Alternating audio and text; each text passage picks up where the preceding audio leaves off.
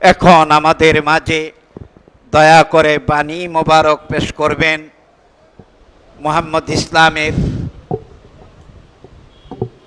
কান্ডারি, দুঃসময়ে মহান মুর্শেদ কেবলা জানের মহান আদর্শের পতাকাবাহী কনিষ্ঠ সাহেবজাদা ইমাম ডক্টর মঞ্জুরে খুদা মাদ্দাজিলুল আলী দয়াল ছোটু হুজুর তিনি তার পবিত্র বাণী মোবারক পেশ করছেন।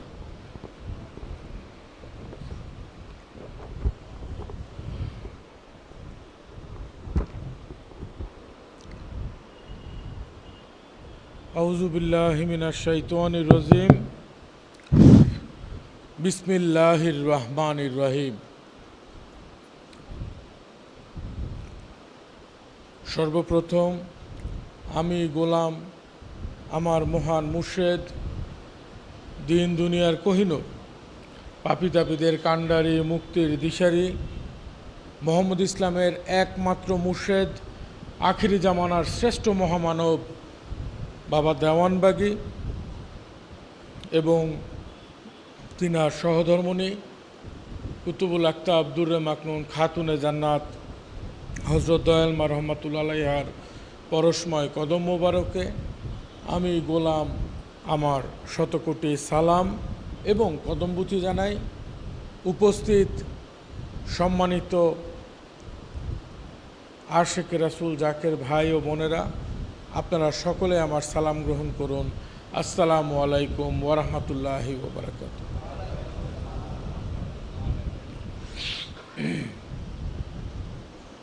আলহামদুলিল্লাহ,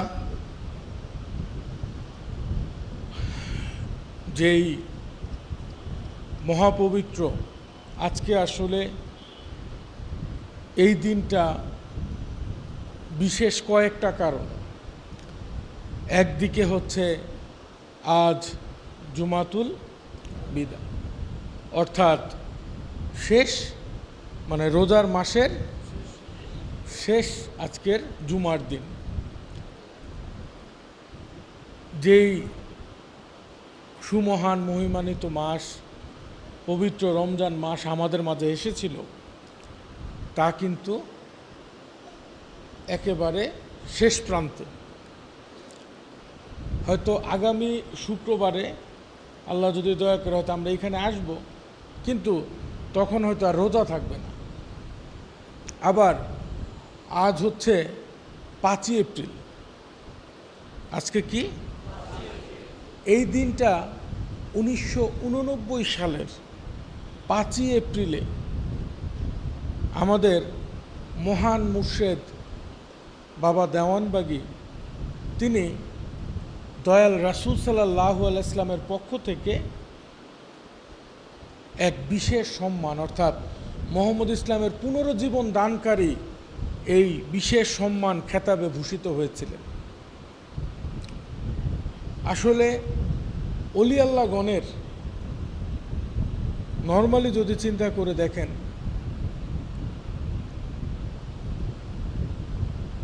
সমাজে রাষ্ট্রের বিভিন্ন বিশেষ বিশেষ দিনে বড় বড় দাগী আসামি মানে যারা অনেক বছর ধরে জেল কাটতেছে তাদের কিন্তু বিশেষ বিশেষ দিনে সাধারণ ক্ষমা ঘোষণা করা হয়।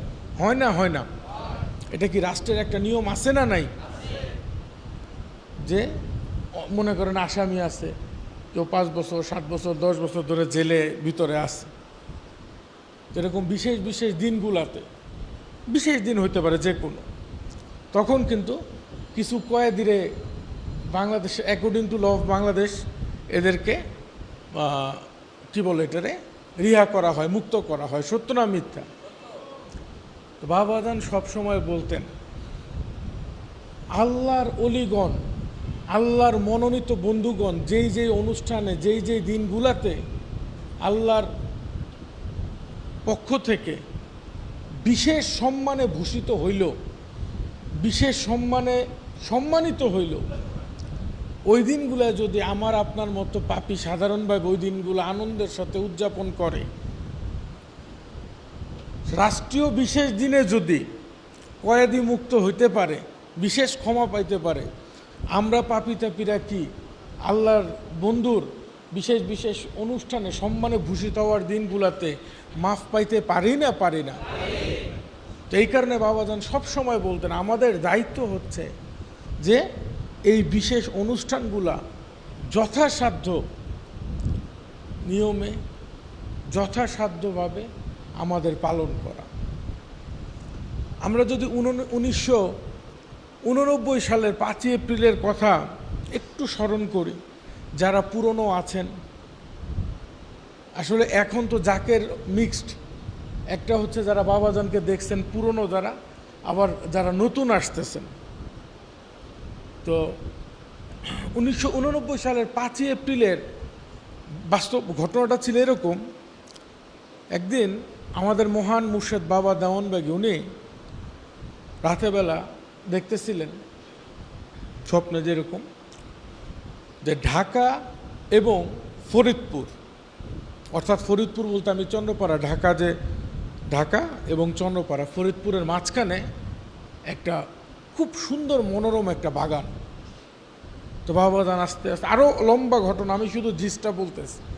তো বাবাজান হাঁটতে হাঁটতে বাগানে গেছেন, বাবাজান বাগানটা ঘুরে ঘুরে দেখতেছেন।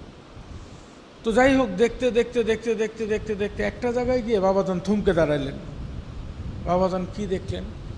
গিয়ে দেখলেন ওই ফুল আছে যে ফুলের পাপড়িগুলো যখন আস্তে আস্তে শুকায় যায় কেমন হয় দেখছেন আপনারা?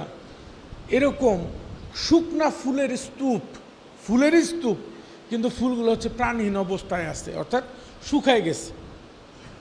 এবং সেই ফুলের স্তূপের উপরে বাবাজান আস্তে আস্তে কাছে গিয়ে বাবাজান দেখলেন একজন শুয়ে আছে, হাঁটু মোবারকটা ভাঁজ করে একজন শুয়ে আছে। বাবাজান আস্তে আস্তে আরও কাছে যখন গেলেন, গিয়ে দেখতে পাইলেন উনি আর কেউ না, উনি হযরত দয়াল রাসূল সাল্লাল্লাহু আলাইহি ওয়াসাল্লাম কদম মোবারক ভাঁজ করে শুয়ে আসছেন। তো বাবাজানের মনে হচ্ছিলেন উনি ওইভাবেই শায়িত, মানে আমরা যেমন ওফাতকৃত আর কি। তো বাবাজানের খুব মন খারাপ হচ্ছে যে আল্লাহ, আমার রাসূল সাল্লাল্লাহু আলাইহি ওয়াসাল্লাম এইভাবে বাগানে শুয়ে আসছেন। তখন বাবাজান ব্যতিব্যস্ত হয়ে গেলেন যে কিভাবে আমি ওনাকে পরিষ্কার করে গুছাবো। বাবাজান খুঁজতেছেন আশেপাশে কেউ আছে কি না, কিন্তু বাবাজান দেখলেন যে না, আশেপাশে কেউ নাই।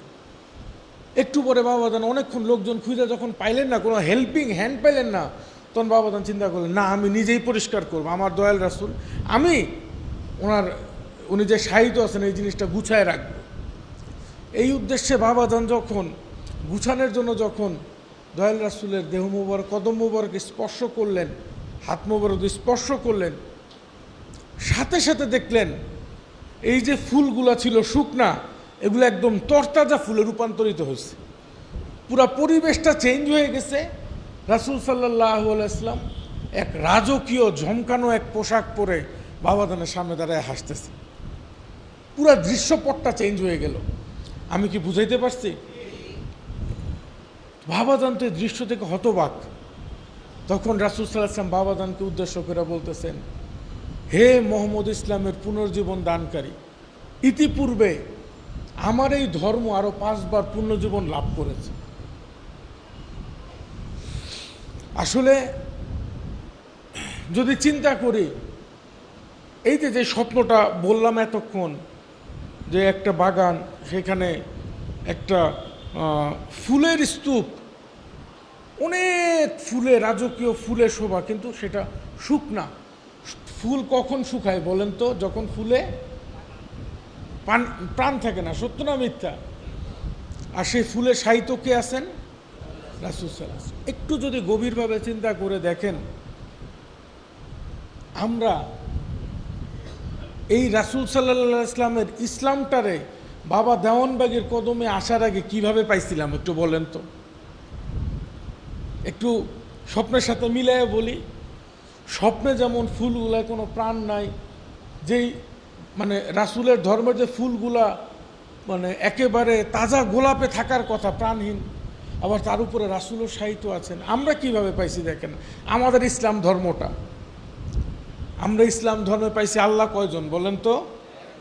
কিন্তু আল্লাহ কি? আচ্ছা, আমরা পাইছি আল্লাহর শ্রেষ্ঠ বন্ধুকে, বলেন তো? রাসূল সাল্লাল্লাহু আলাইহি ওয়াসাল্লাম। কিন্তু উনি না খাইয়া কি করতেন? রাসূল সাল্লাল্লাহু আলাইহি ওয়াসাল্লামের সম্মানিত পিতা মাতা হযরত নাই, আলাইহিস সালাম নাই, শুধু কি তারা কি ছিল না? তারা মুসলমানও ছিল না, নাকি? কোরআনের আয়াত সংখ্যা কত? 6। আমরা যেগুলা পাইছি, মানে বাবাজান যেগুলা পাইছেন 6666। তারপরে কোরবানি করতে যায়, বাবাজান যে উম্মাকে পাইছেন, যে সম্প্রদায়কে পাইছেন, দেখে যে তারা গরু কোরবানি করে, ছাগল, মহিষ, উট, দুম্বা কমে, খুব ভালো। কাছে গিয়ে দেখে যে এগুলো দেয় সব আল্লাহর নামে বাদ দিয়ে নিজের নামে কোরবানি করতেছে। এটাই তো বাস্তবতা। শুনতে হাস্যকর শোনায়। বাবা দেওয়ানবাগী শিক্ষা পাওয়ার আগে আমরা কি 7 নামে, 2 নামে, 3 নামে কোরবানি করছি না, করি নেই? তারপরে দেখেন, আমরা একদিকে পবিত্র কাবার ছবি, মক্কা মদিনার ছবি, একদিকে চুমু খাই, দেখলে মনে করেন পারলে কোরআনের সাথে গিয়ে রাখি, সেজদায় লুটাই পড়ি না, আবার সেই ছবি যায় না আমাদের উপরে দিয়ে পাড়াইতেছি সমানে। তাইলে তারপরে যদি চিন্তা করে দেখেন, আমরা রাসূলের প্রিয় যারা আহলে বায়ত, তাদের জীবনের কিছুই বলতে পারি না। সত্য না মিথ্যা বলেন তো? তাইলে এতক্ষণ যেই ধর্মের অবস্থা, বাবাজান যেই ধর্মটা পাইছিলেন, সেটা কি প্রাণযুক্ত ধর্ম না প্রাণহীন ধর্ম? ও সবচেয়ে বড় জিনিস, ইসলামের কাণ্ডারি তো ছিল না। পূর্ববর্তী সমস্ত নবী রাসূল যারা ছিলেন, তাদের ধর্মের অনুসারীরা পরিচিত হয়েছে সেই নবীর নামে, নাকি? যেমন, এবং তাদের ধর্মটা পরিচিত হয়েছে কার নামে? আদর্শটা, মতবাদটা পরিচিত হয়েছে কার নামে বলেন তো? তাদের নবীর নামে, তাদের রাসূলের নামে। যেমন ঈসাই ধর্ম, মুসাই ধর্ম, তারপরে ইব্রাহিমী, দিনে ইব্রাহিম, নাম শুনছেন আপনারা? দিনে ইব্রাহিম, ঈসাই ধর্ম, মুসাই ধর্ম। আর আমাদের রাসূল সাল্লাল্লাহু আলাইহি ওয়াসাল্লামের ধর্মের নাম কি ছিল? ইসলাম। আর কিছু না। কার ধর্ম কে আনলেন কিছুই জানি। আবার একদল তো আরো অ্যাডভান্স, রাসূল তো ধর্ম এসে দিয়ে গেছে, আল্লাহর সাথে যোগাযোগ করে গেছে, করাই দিছে, আর রাসূলের দরকারই কি? তো আমাদের এমন একটা সমাজে এমন একটা প্রাণহীন ধর্মকে বাবা দেওয়ানবাগী আবার এই সবুজ ফুলগুলাকে, ধর্মের প্রকৃত স্বাদগুলাকে আবার কে পাওয়াইতে সহযোগিতা করছে বলেন তো? তাইলে বাবাজান ধর্মটারে পাইছেন কি? আর আজকে যেই মানুষটা বাবা দেওয়ানবাগীর কদমে আসে, সে যখন নামাজ পড়ে, সে আল্লাহকে দেখুক বা না দেখুক, সে বিশ্বাস করে আল্লাহ আমার সামনে দাঁড়ায় আছে। কি দেখতে পারে না, সেটা তার ব্যর্থতা, হয়তো সেই যোগ্যতা তার নাই, কিন্তু বিশ্বাস করে আল্লাহ সামনে দাঁড়ায় আছে। এরপরে যদি বলেন, আজকে বাবা দেওয়ানবাগীর বরকতে কেউ যখন রাসূলকে ডাকে, তখন রাসূলকে বিশ্বাস করে, রাসূল আমার অন্তরেরও মালিক, দুনিয়ার বাদশারও মালিক। সত্য না মিথ্যা? উনি দোজাহানের বাদশা। আজকে যখন বাবা দেওয়ানবাগীর বরকতে কেউ রাসূলের সম্মানিত পিতা মাতাকে স্মরণ করে, আদব ভক্তির সাথে চুমু খাইয়া, হযরত আব্দুল্লাহ আলাইহি ওয়াসাল্লাম, হযরত আমিনা আলাইহি ওয়াসাল্লাম। আজকে যখন আমরা কোরআন পড়ি, আমরাও জানি, আমাদের ঘরের ছোট ছোট শিশুরাও জানে পবিত্র কোরআনের আয়াত কত? 6236। আজকে আমাদেরকে যদি জিজ্ঞাসা করা হয়, বলো তো তোমার ধর্মের নাম কি? চিৎকার করে বলি মুহাম্মদ ইসলাম। হযরত মুহাম্মদ সাল্লাল্লাহু আলাইহি ওয়াসাল্লাম যে ধর্ম দিয়ে গেছে, সেই ধর্মই আমার ধর্ম। সত্য না মিথ্যা? এরপরে যদি বলেন, আজকে আমরা কোরবানির সময় আসলে কোরবানি তো করি, এবং কোরবানির সময় প্রার্থনা করি, হে আল্লাহ, আমার পক্ষ থেকে, আমার পরিবার পরিজন, এমুকের পক্ষ থেকে তুমি দয়া করে, তোমার নামে কোরবানি দিলাম, তুমি দয়া করে কোরবানিটা কবুল করো, নাকি? আজকে আমরা পবিত্র কাবা, মক্কা মদিনার ছবিগুলো সম্মান করে চুমু খেয়ে কোরআনের পাশেই রাখি, জায়নামাজে দিয়ে আর পায়ের নিচে মারাই না। তাহলে নতুন জেনারেশন যে এই রাসূলের যুগের হারিয়ে যাওয়া মোহাম্মদ ইসলাম পাইল, এই মোহাম্মদ ইসলামকে রিভার্স করলো, পুনর্জীবনটা কে দিল বলেন তো? বাবা দেওয়ানবাগী। তাহলে উনি কি, যিনি এত কষ্টের বিনিময়, এই যে আপনার আজকে এখানে বসে বয়ান দিতেছি, কত সুন্দর বয়ান দিতেছি, বাবাজান কোরআনের এই সংস্কার করছেন। বাবাজান প্রথম যখন বলছিলেন যে সিম্পল জিনিস, বাবাজান প্রথম যখন বলছিলেন আল্লাহর নূরের রূপ আছে, তিনি নিরাকার নন, প্রথম যখন বাবাজান বলছিলেন, বাবাজানের বাবে জান্নাতে ঘরটার আগুন দিয়ে জ্বালাই দিছিল, বাবাজানের বিরুদ্ধে মামলা হয়েছিল। আমি একটা বই লিখছি, পড়ছিলেন আপনারা? আমরা কত সুন্দর বলতেছি আল্লাহ এক, আল্লাহ নিরাকার, দুনিয়াতে আল্লাহরে দেখা যায়, কিন্তু এই কথাটা আজকের থেকে মানে কি বলে 1990 দিকে আমার মহান মুর্শেদ যখন বলছিলেন, ওই সময়ের বাস্তবতা এত সহজ ছিল না, ছিল। এই কারণে বলতেছে বাবাজান প্রথম যখন বলছেন কোরআনের আয়াত 6200, প্রথম প্রশ্ন দেওয়ানবাগী কোরআনের কোন কোন আয়াত বাতিল করছে। এই কারণে বললাম, আমরা তো মনে করেন, এই কারণে আজকে বলতে এক কুতুবের কথা আবারও মনে পড়ে। এক কুতুবের সাথে আমাদের এক জাকের ভাইয়ের সাক্ষাৎ হয়েছিল। তো সাক্ষাতের এক পর্যায়ে তরিকতের বিভিন্ন বিষয়ে কথা হইতেছে, উনি পরিচয় দিয়েছে আমি বাবা দেওয়ানবাগী, অনেক আগের কথা, অনেকে, আমরা তখন ছোট ছিলাম, ছোট না, হ্যাঁ অনেক আগেই হবে। তো সে পরিচয় দিয়েছে আমি বাবা দেওয়ানবাগীর মুরিদ। কুতুব বলতেছে, আরে তুমি তো যুগের ইমাম, আপনি তো যুগে অলিদের বাদশার সন্তান, এই বিভিন্ন কথায় কথায় অনেক তরিকতের কথা হইতে হইতে কুতুব বলতেছে আপনার একটা কথা বলি। তা আমাদের জাকের বলেন, বলতেছে আমরা কুতুবরা যারা আছি, আমরা আল্লাহ পথে সাধনা যারা করছি, আমরা বাজারে ঘুইরা ঘুইরা ঘুইরা ঘুইরা আসল নকলের ভিড়ে আগে কলার বীজ খুঁজা বের করছি, কোনটা আসল কোনটা নকল, প্রকৃত বীজ পাইতে খবর হয়ে গেছে। আচ্ছা, এই কলার বীজ বাইর কইরা এরপরে এরা যত্ন কইরা রাইখা মাটি প্রস্তুত করছে, মাটিরে প্রস্তুত করছে কইরা, তারপরে আমরা সেই বীজটারে মাটিতে বপন করছি। এরপরে বসে আগাছা, একটু কয়দিন পরে দিয়ে আগাছা উঠছে, এগুলার আবার নিরাইছি। এরপরে বসে বসে পাহারা দিছি কলা গাছ উঠো উঠো, আস্তে আস্তে কখনো ছাগল আসে, এর থেকে ফিরাও, পোকামাকড় আক্রমণ করে ফিরাও, করতে করতে সার দিছি, পানি দিছি, নিয়মিত যত্ন করছি, করতে করতে আস্তে আস্তে কলা গাছ হয়েছে। তারপরে আস্তে আস্তে এতে কলা ধরলো, কলা ধরার পরে বৈশা আবার কোনো পোকামাকড় আক্রমণ করে কিনা সেদিকে নজর রাখছি। এরপরে আস্তে আস্তে কলা হইল, কলা হওয়ার পরে কলা নিয়ে ছিঁড়ে এটারে জাগ দিছি যেন আবার পাকাইতে তো অবশেষে সেই কলাটা খাইছি। মানে সেইটা একটা সাধনার কথা বলছে। মানে মনে করেন বীজ খুঁজছি, মানে উনি হয়তো বুঝাইছেন যে প্রকৃত আল্লাহর নূরটা, আল্লাহ তত্ত্বের বীজ আমি কার কাছে পাবো? সমাজে তো অলি আল্লাহও আছে, নকলও আছে। কার কাছে গেলে আমি অলিয়ত্বের বীজটা পাবো, কলবে যে বীজটা বপন করব, কার কাছে গেলে? এরপরে মনে করেন এরকম খুঁজতে হয়েছে, সে তার কথা বলতেছে। এরপরে মনে করেন বীজ কি নাই না, মানে তার কাছে গেলাম, তারপরে সাধনা করে নিজের জমি প্রস্তুত করছি, মানে বীজটা যে নিব, আমি আমার কলবটাকে বীজটা গ্রহণ করার জন্য প্রস্তুত করছি। এরপরে কলবে জিকিরটা নিচ্ছি, বীজটা গ্রহণ করছি, এরপরে সার পানি দিছি, মানে মনে করেন যে পোকামাকড়ের হাত থেকে বাঁচাইছি। ওই যে আমাদের নফসের কাম, ক্রোধ, লোভ, মদ, মোহ, মাৎসর যেগুলো যখন চারদিক দিয়ে ঝাঁপায় পড়ে, এগুলার হাত থেকে আবার আত্মাকে বিশুদ্ধ রাখতে হয়। অনেক কষ্ট করে লাস্টে গিয়ে পূর্ণতা পাইছি, মানে পাকা কলাটা খাইছি। বইলা লাস্টে আমাদের জাকেরে বলতেছে আপনাদের মুর্শেদ বাবা দেওয়ানবাগী কলা টলা ছিল্লা মুখের সামনে আপনাদের ধরে রাখছে, তাও খান না। আমরা বুঝতে পারছি ধর্মের প্রকৃত স্বাদ, বুঝেন না এই কথাটা? আচ্ছা, নর্মালি চিন্তা করে দেখেন, একটু যদি এই কথাটাই চিন্তা করেন,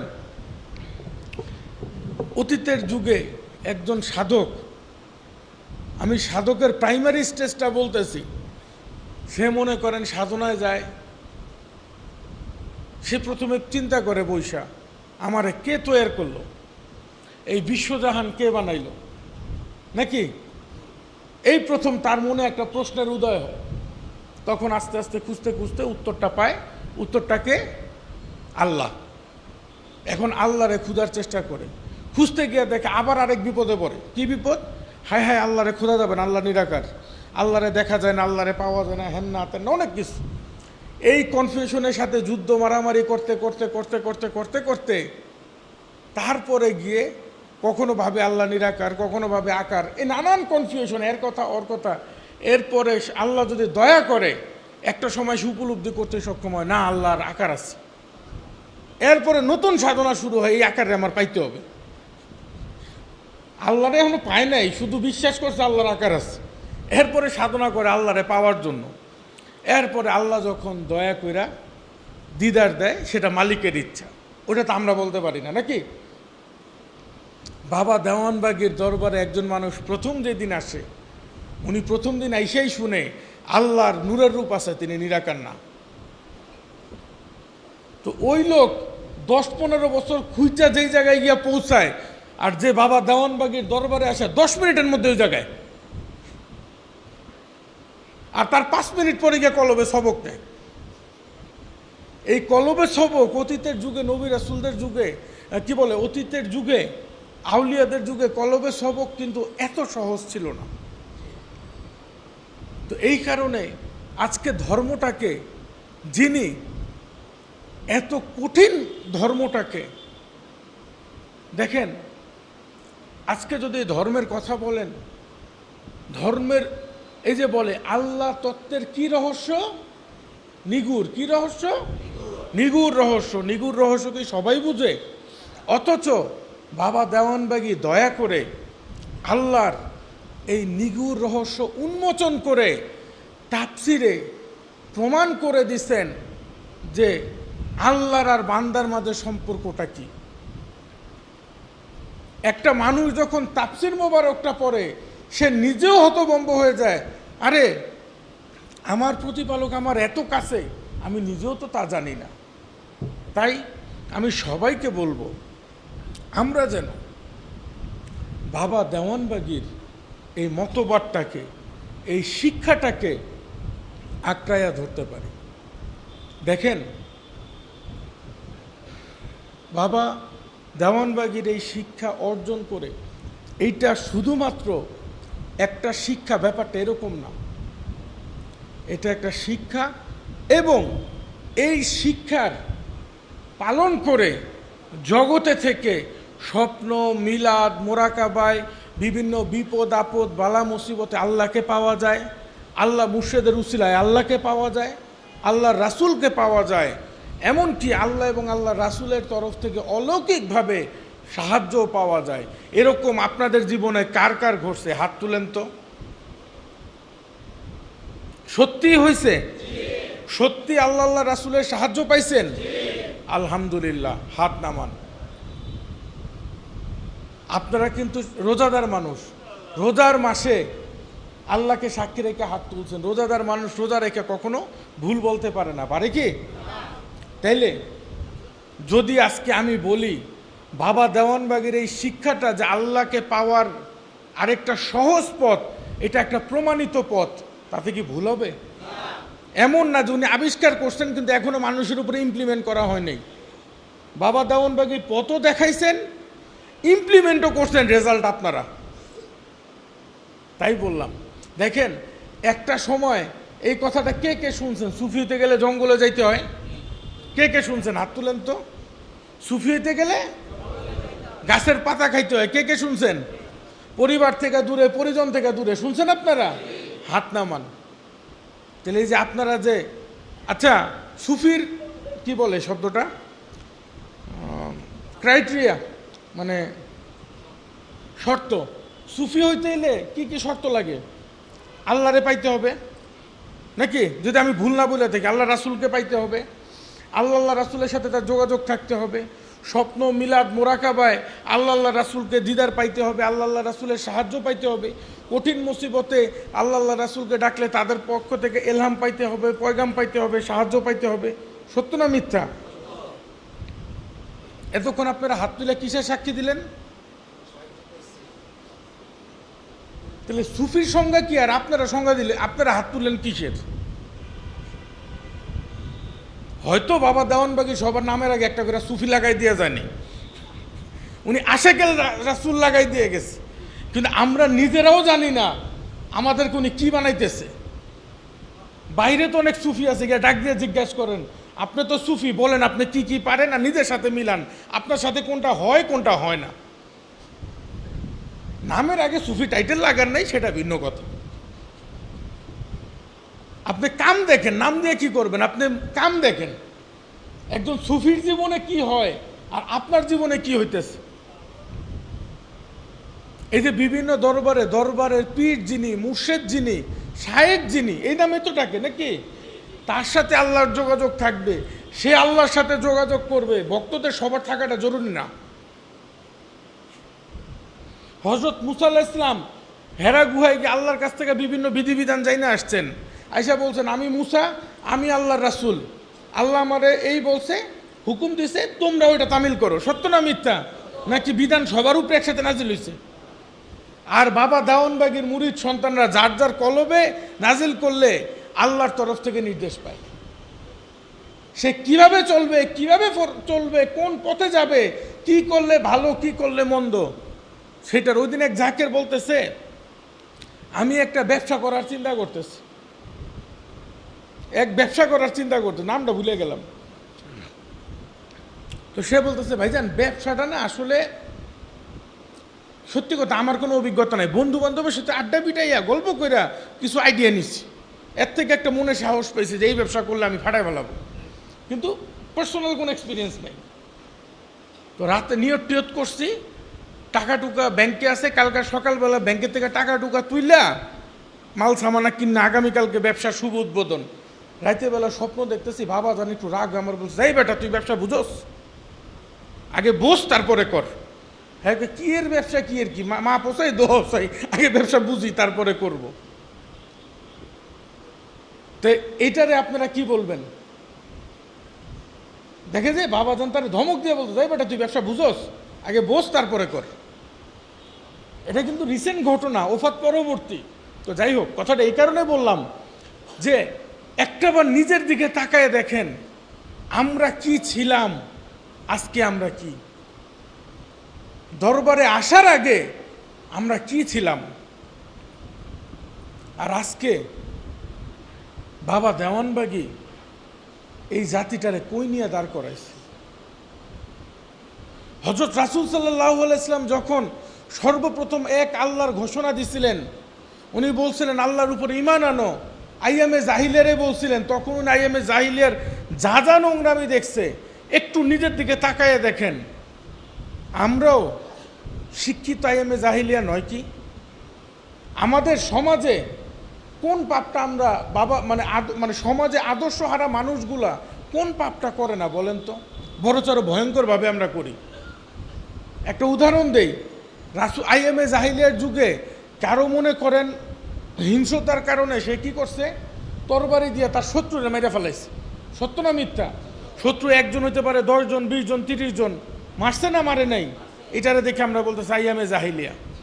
আর আজকে কেউ আমার শত্রু না, খাবার বেচার নামে খাবারে বিষ মিলে যে হাজার হাজার মানুষ মারতেছি, তা কি?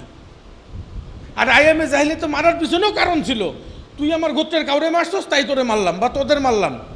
আর আজকে খাবারে বিষ মিলে যারা বিক্রি করে, যাদের কাছে বিক্রি করে তারা তো তাদের শত্রুও না, তার বংশের কাউরে মারে নাই, শুধু নিজে 2টা টাকা লাভ করার জন্য শত শত মানুষের এই যে ডায়াবেটিস বলেন, কিডনির রোগ বলেন, এই রোগ ওই রোগ, ক্যান্সার, এগুলো আজকে বাসা বাড়িতে ব্যাঙের ছত্রাকের মতো ধরতে হইতেছে। সত্য না মিথ্যা? তাহলে আসলে কি আমাদের চরিত্র আছে? আমরা কিছু আইএমএ জাহিলিয়ারে গালি দেই, আইএমএ জাহিলিয়ার মানুষ এই ছিল, বিজ্ঞানের চরম যুগে আমরা কই? একটু নিজের দিকে তাকান, এই বিজ্ঞানের এত উন্নত যুগে আমি আপনি কই দাঁড়ায় আছি? কিন্তু আজকে দেখেন আমরা আমাদের মতো মানুষদের মধ্যে যারা বাবা দেওয়ানবাগীর কদম পাইছে, তারা কি এই সমস্ত কিছু থেকে নিজেদেরকে আলাদা করতে পারছে না পারে নাই? কারণ বাবা দেওয়ানবাগী প্রথম একটা স্লোগান দিয়েছেন, যার কোনো চরিত্র নাই তার কোনো ধর্ম নাই। বাবা দেওয়ানবাগী সর্বপ্রথম বলছেন, চরিত্রই ধর্মের মূল। তুমি যত নামাজ পড়ো, যত রোজা রাখো, যত হজ ইবাদত বন্দেগী করো, যদি চরিত্রবান হইতে না পারো, তুমি বিশ্বাস করো এগুলো কিছুই তোমার কবুল হয়নি। এই যে রোজার কথা বলেন, রোজা প্রতি বছর বছর ঘুরে আসে শুধু চরিত্রবান বানাইতে। কারোর সাথে ঝগড়া করব না, কারোর সাথে ফাঁসাতে যাব না, কেউ যাই চাই সে ঝগড়া করলে করব না। রোজার এই শিক্ষাই দেন আমাদের চরিত্রবান হতে। তাই বলি, হয়তো রোজা চলে যাচ্ছে, কিন্তু আমরা যেন চরিত্রবান হওয়া থেকে পিছপা না হই। পরিষ্কার না? পরিষ্কার না? রমজান মাসে শয়তানকে আল্লাহ বন্দি করেন, কিন্তু নফ শয়তান কিন্তু সার্বক্ষণিক ভিতরে তাড়না দেয়। বাবাদান বলতেন এক শয়তান বন্দি হয়, ঠিক আছে, এটার কারণে দেখবেন রমজান মাসে আমরা খাইতে রোজা রাখি, পানাহার পাপাচার থেকে নিজেকে বিরত রাখি, কেউ ঝগড়া করলে করি না, কিন্তু আরেকটা শয়তান ভিতরে থাকে নফস, এই গুটায়। রোজা রাখতে হয় সারা বছর তার জন্য, আর এই সেই রোজাটা হইতেছে সর্ব অবস্থায় কিভাবে তাকে নিয়ন্ত্রণে আনবা, আল্লাহর ইচ্ছায় পরিচালিত কর। সম্মানিত ভাইরা আমার, তাই হয়তো রোজার মাস আলোচনার দীর্ঘায়িত করতে চাচ্ছি না, রোজার মাস চলে যাচ্ছে যাক। হয়তো আমি সবাইকে একটা অনুরোধই করব, হয়তো এই যে রোজার মাসে কি থাকে, বান্দার পেট খালি থাকে, মুখ খালি থাকে, কিন্তু কলব ভর্তি আল্লাহর নেয়ামতে পরিপূর্ণ থাকে। রোজার মাসটাও চলে যাক, হয়তো পেট ভরা থাকবে, আল্লাহ তো আর পেট মুখের সাথে সম্পর্ক না, আল্লাহর সম্পর্ক কলবের সাথে, নাকি? আল্লাহ মানুষের কোথায় থাকেন? এই কারণে পেট খালি থাক, কলব খালি রাখা যাবে না, কিংবা পেট ভরা থাক, কলব আল্লাহর পরিপূর্ণে প্রেমের পরিপূর্ণতায় ভরে রাখতে হবে। তাই চেষ্টা করবেন সবাই রমজান মাসের পরেই আমরা যেন প্রকৃত রোজা শুরু করতে পারি। রোজার মাসটা গেলেই প্রার্থনা করেন, আল্লাহ এতদিন ট্রেনিং পিরিয়ড শেষ করছি, এইবার তুমি দয়া করো আমরা যেন প্রকৃত রোজা রাখতে পারি। মহান মালিক আমাদের সবাইকে দয়া করুক, এবং আজকের এই বিশেষ দিনের উসিলায়, বাবা দেওয়ানবাগীর উসিলায়, বাবা দেওয়ানবাগীকে, তার বন্ধুকে তিনি যে বিশেষ দিনে সম্মানিত করেছেন মোহাম্মদ ইসলামের পুনর্জীবন দানকারী রূপে, এই বিশেষ দিনের উসিলায় আমাদের সবাইকে দয়া করুক, যেন আমরা যেন মহান মুর্শেদ বাবা দেওয়ানবাগীর উসিলায় আমরা যেন নিজেদের খারাপিগুলোকে দূর করতে পারি, এবং আমরা যেন নিজেদের চরিত্রকে সংশোধন করতে পারি। মালিক সেই তৌফিক ভিক্ষা দেন, সবাই বলুন আমিন। এছাড়া বিগত দিনের যতগুলা রোজা আমরা রেখেছি, জানি আল্লাহ যেভাবে চায় সেই রোজা চাওয়ার যোগ্য আমরা না। আমরা মহান মুর্শেদের উসিলায় আমাদের বিগত দিনের রোজাগুলার জন্য মাফ চাই, এবং আসছে যে রোজাগুলা আর যেই কয়টাই আছে সেগুলো যেন মালিককে পাওয়ার জন্য রাখতে পারে, সেই তৌফিক যেন মালিক ভিক্ষা দেন, সবাই বলুন আমিন। আসসালামু আলাইকুম ওরহমতুল্লাহি ওবরাকাতু। এই পর্যায়ে আমরা আমাদের মহান মুর্শেদ বাবা দেওয়ানবাগীর বাণী মোবারক শুনে বাবাজানের সাথে মোনাজাত করে আজকের অনুষ্ঠানের সমাপ্তি করব। আসসালামু আলাইকুম।